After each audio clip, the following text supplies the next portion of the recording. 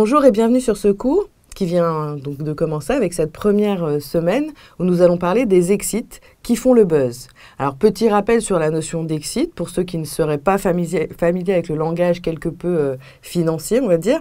Donc, une exit, comme sa traduction l'indique, c'est une sortie, littéralement, en anglais, mais pas n'importe quelle sortie. Il s'agit d'une sortie financière. Ce terme est généralement utilisé pour les fondateurs et les associés des startups dont la technologie ou le succès est tel que soit elles sont rachetées à prix d'or, donc ça c'est la première possibilité pour faire une exit, soit elles bénéficient d'une levée de fonds importante, soit, troisième possibilité, elles font l'objet d'une entrée en bourse.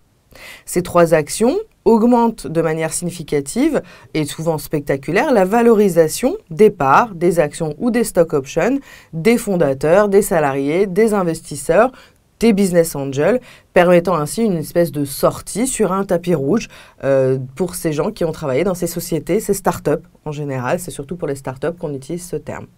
Nous allons à présent assister à l'interview de monsieur Jérôme Stewie, que j'ai eu le plaisir d'interviewer dans ses locaux pour l'objet de ce cours. Il va répondre tout au long de ce chapitre à pas mal de questions. Donc je le laisse répondre à ma première question. Jérôme, bonjour. Bonjour Karen. Merci de nous recevoir.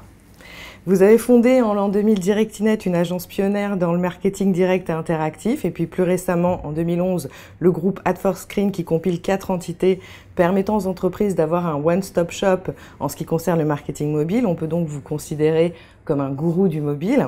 Alors ma première question va concerner le marché et plus particulièrement les derniers rachats en date d'applications mobiles par des géants du net comme Google, le groupe Rakuten ou encore Facebook. Pouvez-vous nous dire s'il y a un point commun entre ces rachats et quel est-il? Alors le principal point commun, c'est tout d'abord que le trafic migre de l'Internet fixe vers l'Internet mobile de manière extrêmement rapide. Au niveau mondial, il faut savoir que normalement cette année, les courbes devraient se croiser et on aura d'ores et déjà plus de trafic fait depuis des terminaux mobiles que de nos bons vieux PC. Du coup, tous les géants du web se disent « Oulala, attention, mon business model est en danger ».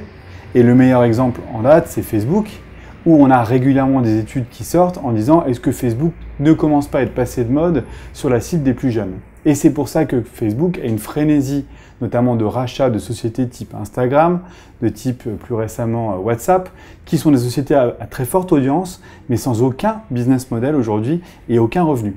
Pourquoi? Parce qu'ils sont d'abord à la recherche de l'audience sur la cible précurseur des jeunes, qui sont vraiment ceux qui font les tendances de demain. Et Facebook sait monétiser et saura monétiser toutes les audiences. Et on sait que de tout temps, un média qui a eu de l'audience a réussi à générer des revenus. Souvent avec un laps de temps, mais in fine, ça a donné des revenus. Et donc c'est ce pari-là que font tous les géants du web en allant sur le mobile dès maintenant.